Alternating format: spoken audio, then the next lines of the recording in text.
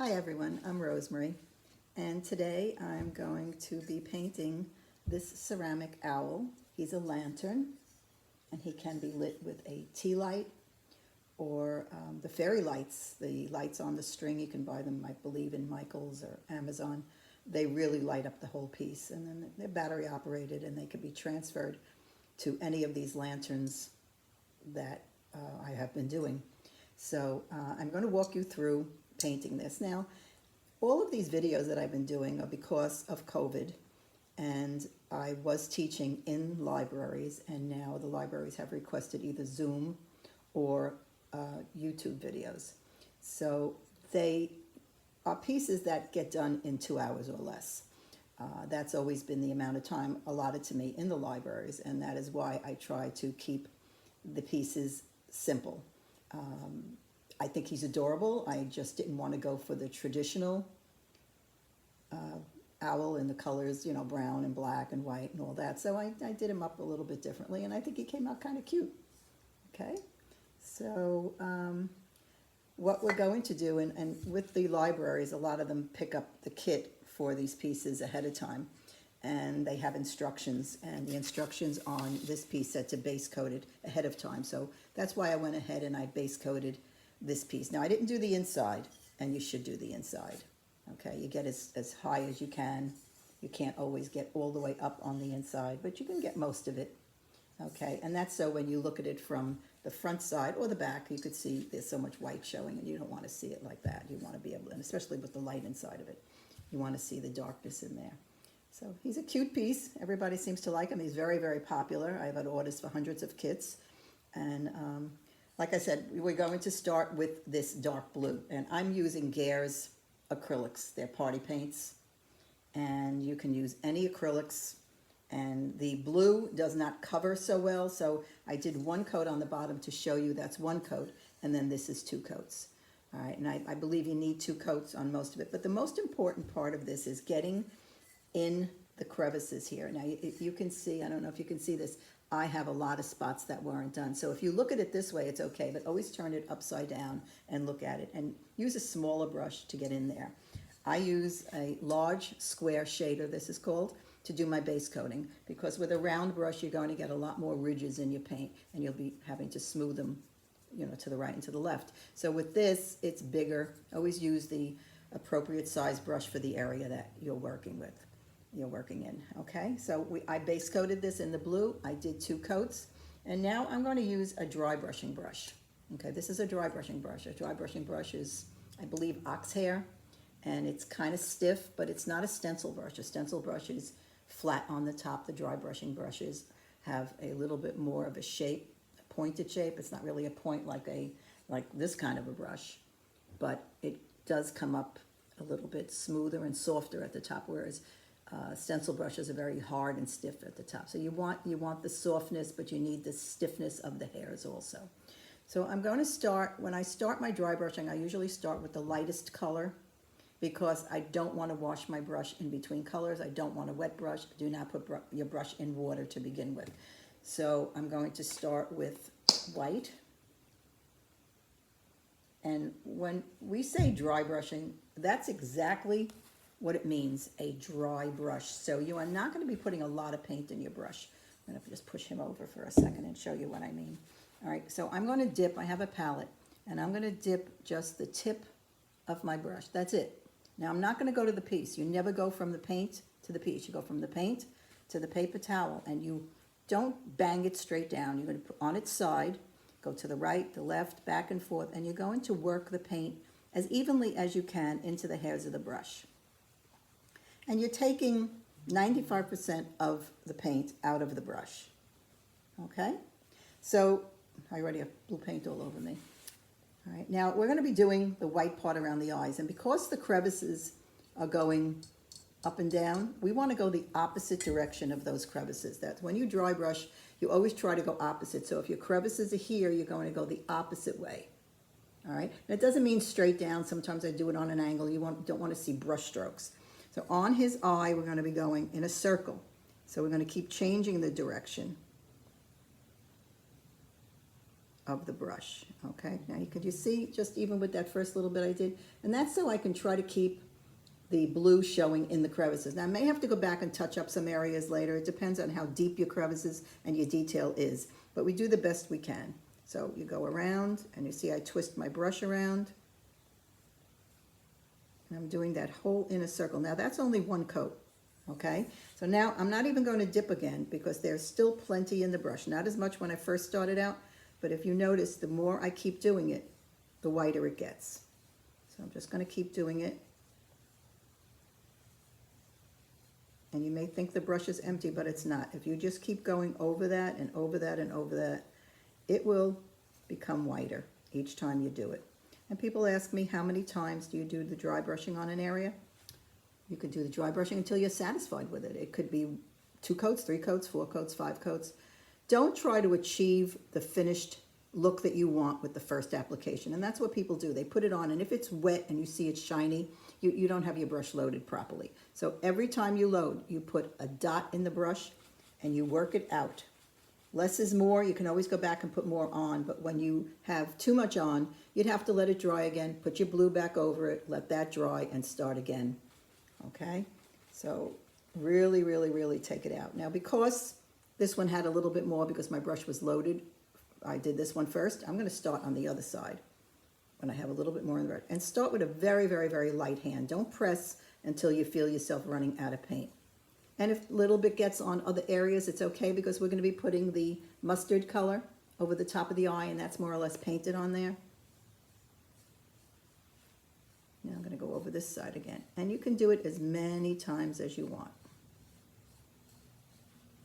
Like I said, it's your piece, and when you're happy with the way it looks, then you stop. Now, do they look the same yet? Similar, but you know, you can even find sometimes that if you do too much at one time and your paint is a little wet, it starts lifting and you're not getting coverage. So then just let it dry and go back to it. You could even go back to it hours later. The advantage of doing this YouTube video is that you can pause it and you can come back to it another day, another hour, another time, and you have the paints. The people who picked up the kits do have the paints. So they can just do this at any time they want. And you can let it really dry well. I can't do that because I'm doing the video. And because of time, I'm just going to keep working on the piece. Okay, now I think that has enough white on it. Okay, so the difference in the blue and white, he's adorable, just blue and white also, but I brought some other colors in. I brought brown, I brought mustard into him. Okay, so now, again, a little bit of white in the brush. Take it out. Now we're going to dry brush the feathers on the front of him. Okay, now the feathers on the front, I want you to turn him upside down like this. And we're going to do the feathers from the bottom up. See how that hits just the bottom? With a very light hand, almost like a flip up. Because you don't want it to be the whole area. Unless you want it that way, I mean, that's your prerogative. But I'm just trying to hit the bottom areas and a little bit on the smaller part of the feathers also. The flatter part that's above the bottom area there. Because I'm going to come back and put a little bit of brown in it, so I want the white to show a little on the flat area and then have a little bit of brown tipped on each of the edges. So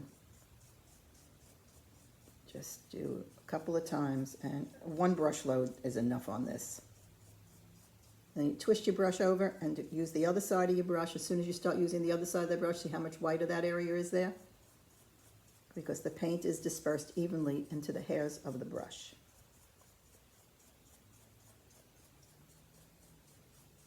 Trying to see if I have white anywhere else. I don't think so. There is look how cute that looks. I like it just in the blue and the white. That looks adorable also. He has an edge to his, I guess these would be his wings. Now you can hit them with a little bit of white. I did a little bit of brown on one of them. Some of them I did some white, just so it accents the wing. Now if you want to do it in the white, you're just going to just flip it just onto that little curve, like that half moon curve. I'll do one in white and one in brown so you could see the difference in them. Okay, so I just did a little bit on there, and you could go back and do it a second time, and it's okay if it gets up onto the whole area there. If you don't like it, you can always put the blue back over it, but I kind of like it. It's like a feathered edge, And the more you do it, the whiter it gets. Okay, so you can do that. Now the other side I'll do in brown so you can get to see the two different colors and how you like it. I kind of like this guy just in the blue and the white, but I'll have to finish him completely this way so you could see what I'm doing. But you could, it's your piece. You're the artist, and you could take this as far as you want. You can do as many coats of the colors as you want. You can choose whichever colors that you like to do it in. But this kind of gives you the technique of how to do dry brushing. And dry brushing is an art. So it's something that you should practice and just keep doing over and over. And the more you do it, the easier that it gets. And there's still times where you have too much paint in the brush and you go back and you adjust. But at least you'll get to know your hand, how you're putting it on, how much paint to put in the brush, how much to take out on the paper towel. Okay? So the more you do, the easier that it gets. And then I still have white in the brush. And if you notice, I hardly ever put the white in the brush. I go back over the eye and do a little bit more. And each time you do it, it just gets whiter and whiter and whiter. Okay? So now the next color we're going to do is the mustard. And you see that little bit of white I put in my palette? I didn't even use it. I used nothing. So you use hardly any color. Now my mustard is a little watery. It's a little thin. So you have to do this about 3 times when you paint it. You can paint, you can use a smaller brush. I'm using a size, I believe this is a 6. These 2 brushes are also from Gare. And I'm going to paint his toes. And when I paint the toes, I try to keep the blue showing in the crevices. And if you do block it out, I'll show you later how you can go back and you can fill it in very easily with a toothpick. Have a toothpick handy. That's really important. Okay? And you're just going to paint it on the front of the toe. I didn't even go all the way around the sides. I just tried to do it on the front of his toes. And then also on his beak and on the top of his eyes. He's so cute.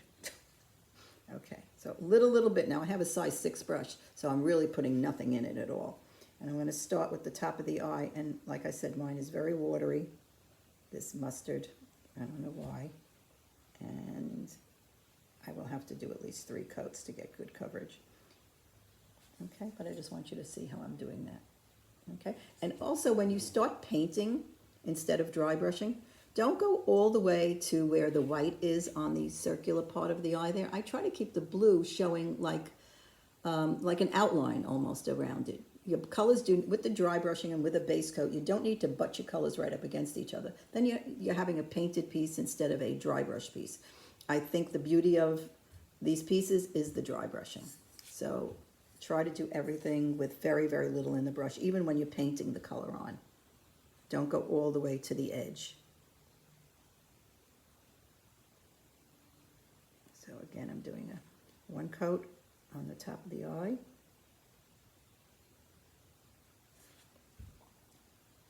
Okay, now let's do his toes. 1, 2,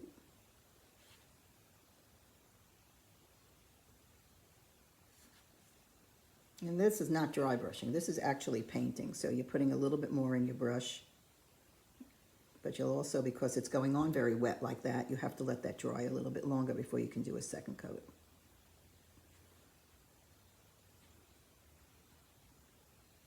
All right, so I have all 6 of his little claws there done with 1 coat. And I'm going to go back because already up here I'm dry. So I'm going to go back and I'm going to do a 2nd coat.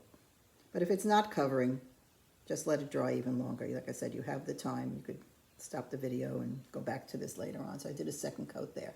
Now I also have to do his beak. So I'm going to do his beak with this mustard also.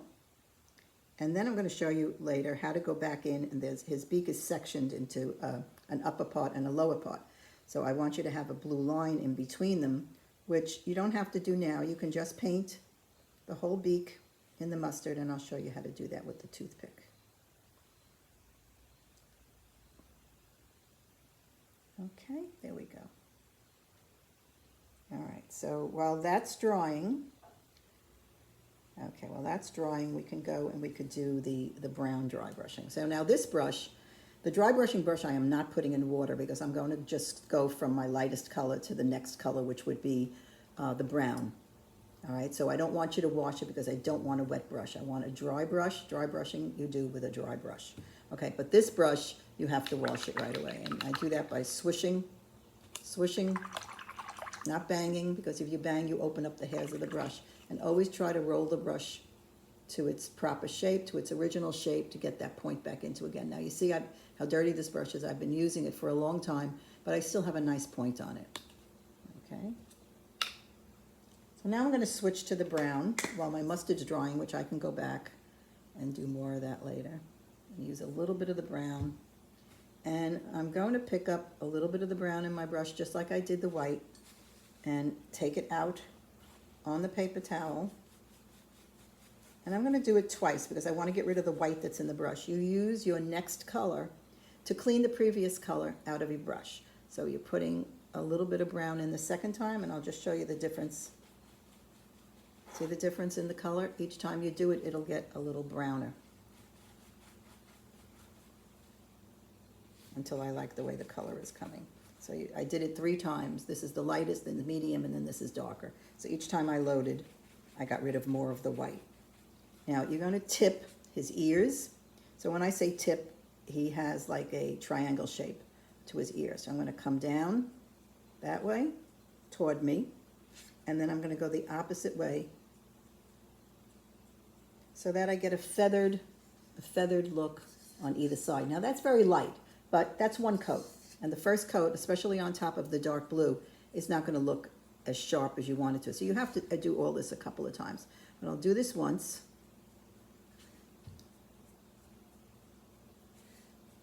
Do it both ways again, and you get that feathered kind of a look on the edge. Do it twice. So then I'm going to pick up another drop of brown. Even though there's still a lot in the brush, I want to get this brown a little sharper on his ear. If you could see this one, you see how much sharp, brighter it is. Okay, so we'll do it a second time. Yeah, it makes a big difference a second time with a very light hand. So if you find that it's not covering the tip, the very edge, you can also just kind of pat it on the very edge, but still try to keep that feathered edge. See how that is? And the way you do that is you flip the brush down, okay, and then flip it away from you. Go both ways. So you keep that little feathered look on the edge on both sides, okay? And tap the top edge so you can get that coverage better on there. So let me do the other side again. Now, like I said, I'm dipping a couple of times, even though there's paint in the brush, because I want the brown to be sharper. One way, and then the other way. Now, I made a pretty big blob there, but you know what? It doesn't really matter. I can go back over that and put some blue over that later if I don't like the way that came. See that? I don't know if you could see. It's over here. It's a little heavier over there, but I'm leaving it. It's fine. Now, I wanted to do the other wing here to show you how the brown would look, and then it's your choice. You could do the brown, you could do the white, you could even do the mustard. And it's a flip again of the brush, but you just on the very tip hairs of the brush. And if a little bit gets in other areas, you can go back and you can touch that up with the blue, but I'm just going to leave it like that. So now you have one in brown, you have one in white. So you could decide which one you like. Okay. Now, the edges of the eye are also done in the brown. And you're going to do that by flipping down, not away from you, but down. You're going to just get the edge of the eye and flip down. And if too much gets on the body of the owl, just go back and touch that up with the blue. Because it's hard to control a big brush like this. I mean, I could do it. I've been doing it for years. But even at times, it's a little too big. Dry brushes do come in other sizes also. You can get smaller dry brushes, and that probably would be easier to do this. But like I said, this works. And this is a pretty decent dry brush because they're never usually this long, the hairs. They're usually shorter. I mean, this was a little longer when it was new. But they wear down so fast because they're taking a lot of abuse by pushing on the bisque so much. Now you could do in between. I did on this one, I think I did in between. This one I don't think I did in between his eyes. See, now there's less in the brush, and I'm finding it a lot easier to do this second eye when there's less brown in the brush. So less is more, just keep that in mind when you're dry brushing. You can always go back and add more, but sometimes it's harder to take away when you make mistakes. So try less in the brush. And I'm just keep going around. I do it 2, 3, 4 times. And it's good, as I said before, to let this dry overnight or a couple of hours later and come back, and it will even, and do that last coat. And even though I may do this now, I sometimes go back to it the next day and then go back and hit it one more time, and that really makes a big difference because it really makes it pop when it's very dry. Okay, so now while that's drying, I'm going to go back to my mustard and do one more coat on the areas that I painted mustard. And get a little more solid coverage. So that's his eye. And if a little bit of blue shows through, it's okay, because the whole effect is the blue popping from underneath all the colors. And I did his beak again. And I'll do his little toes. Now I was able to keep the blue showing in between, but if you didn't, I'll show you with the toothpick how you can do that.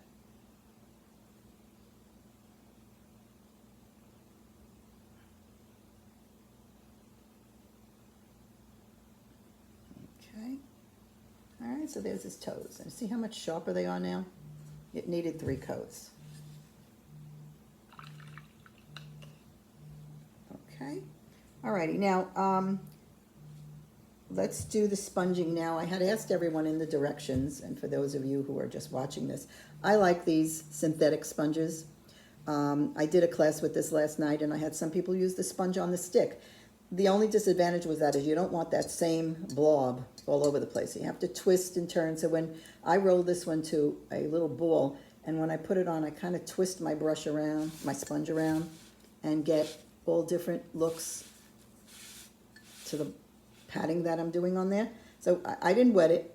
I did it in the brown, and I picked up a little bit of brown, and I'm also going to work that out on the paper towel until I get a meshy look on the paper towel. Okay, see that? It's kind of meshy on there now.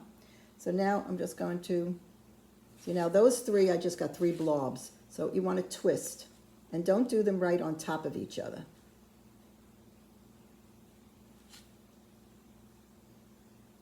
And if I press harder, I get them a little darker. And this is only 1 load of the brush, of the sponge. I keep saying brush. And I think this makes it look like he's got feathers. I didn't know what to do with the back of this guy, because dry brushing on a flat surface is much more difficult than when you have detail. Like doing this part is so much easier because you have raised areas and recessed areas. But on here you don't, so you have to create your own design, your own pattern. And that's a lot harder to do if you're not used to dry brushing. Oh, one thing I did forget to tell you is the tail in the back. I don't know if it's tail or it's feathers in the back. So I did put some brown on that, and that has raised areas and creviced areas, so you're just going to go back and forth with a very light hand, just like that, okay? And that gives you, this one's a little heavier, so like I said, you do as much as you want on the piece. Okay, that way and that way. All right, now he's pretty much done, and I rubbed off his feet because you really need to let these things dry because I'm working fast, and I probably hit it on the towel, my paper towel that I have underneath here. So you can just go back and touch that up again. All right, now the eyes are done with a marker. I don't have one in front of me right now, but I use, you could use a fine point black Sharpie marker or any marker to do the eye. And then with the handle of the brush, you pick up and you do that white dot. I'll do it on here so you can see it on the blue. Just do a dot, and that really makes the whole thing. It kind of, you see what a difference it makes? It makes it look like a highlight. So if you look at anyone's eyes, you will see a highlight from the light that's surrounding them, and that's what you do on the piece. And to me, that livens up the whole piece. Now, I also forgot to tell you that I did put a little bit of brown on here too. So let me go back and do that. I'm jumping all over the place here. Okay.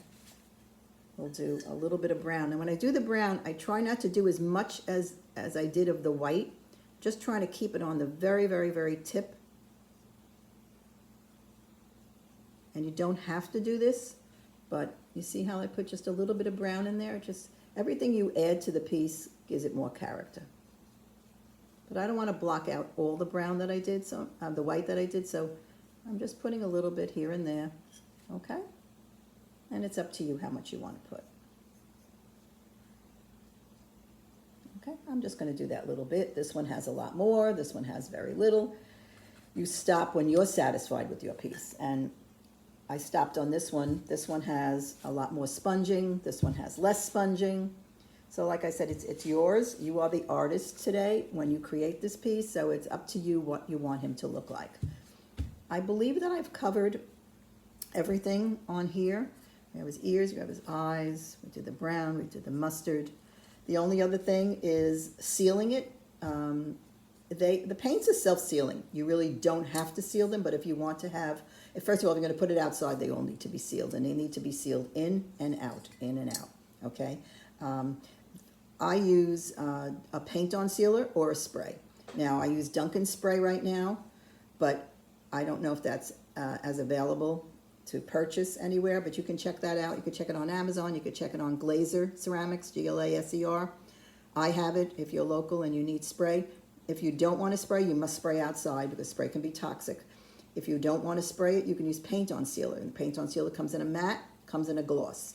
You also, for pieces that you put outside, maybe not necessarily this one, I've heard that you can use Thompson's water seal that they use for decks. So that also is another thing to be considered for putting something outside. Usually I'll use that, or I would tell people to use that when you have an animal and it's not like this. The opening is on the bottom and you're going to put them in the ground.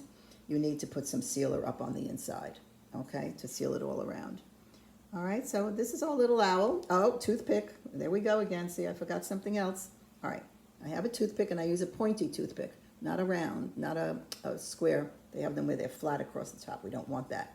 And he has the separation on his beak, and you can just come across with the toothpick. Oh, and I almost forgot all his lines. Boy, I'm really falling down on a job here. Okay, you see the beak? I did that with the toothpick, the line in his beak. Okay, and whoops, if you wanted to do in between his toes that you filled it in with the mustard, you can just draw a line with the toothpick in between his toes. Now, I forgot to tell you on the mustard, on his feathers in the front.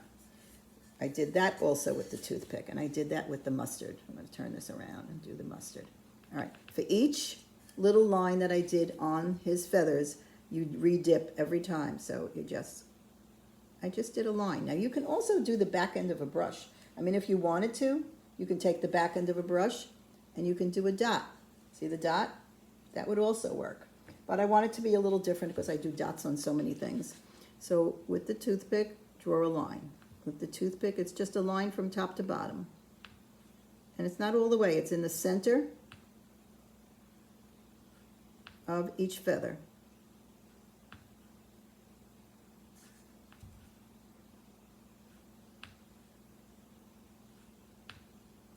Okay, and every little thing you do adds more character to the piece.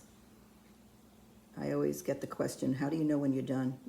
When you're satisfied with it. You can always keep adding. Okay, so I don't have to do all of them, but just so you get the idea, go all the way around and just do that little line with the toothpick. Okay, let's see, is there anything else that I forgot? I think I have everything on there. If there are any questions, I believe you can type the questions right here on YouTube, and you can ask me whatever you'd like to ask me, and I will definitely get back to you as soon as I see the question. And thank you all so much for having an interest in ceramics. It's been a passion my whole life, and I love what I do. I love working with people. I love painting ceramics. It made me feel very creative when I wasn't born very creative. So these simple projects that I'm doing with less than 2 hours or 2 hours to do them in is something that I think everybody can do and everybody can handle. And I mean, ceramics can take you very far. You can do hand painting. I do hand painting now, but I've been in the business for 45 years. I love what I do. I still can't believe I do some of the stuff that I do, but I started where a lot of you have started. I knew nothing.